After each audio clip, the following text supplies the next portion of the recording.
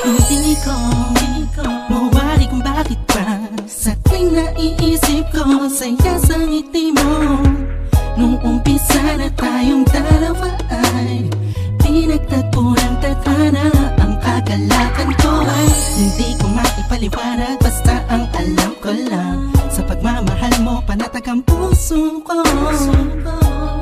Kahit na minsan ay hindi tayo magkasundo, ay nandiyan ka pa rin. Hindi ka nagbago. Sinamahan mo ako sa lungkot man o saya. Lagi mong pinapadama, walang katumbas na pag-ibig mo. Hindi ko alam kung ano ba ang dapat na sabihin ko. Ang alam ko lang, basta nandiyan ka, mahal ko. Lahat ay kakayanin. Ikaw at ako na pinagtagpo na Diyos Ama.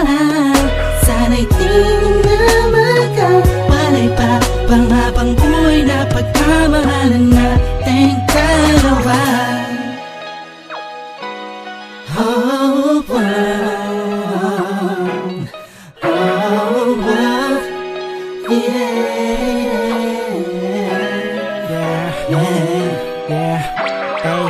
Tila ba kapag ikinadyan na lumuluwag ang aking paghinga, gumagaan ang pakiramdam ko. Kahit na paminsan-minsan nagtatalo tayong dalawa sa hindi maintindihan na bagay-bagay na hindi naman dapat pagtalunan pa. Ngunit kahit na ganun pa man, ikaw pa rin naman ang siyang iniibig ko. Ikaw ang aking bituin.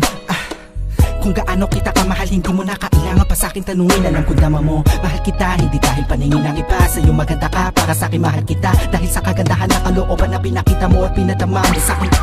Kahit kailan hindi mo binitawan ang sumpaan nating dalawa na minsan ay nasira ko noon. Ikaw ang nagsilbing karamay ko sa lahat ng oras, iba-iba man ang ihip ng panahon.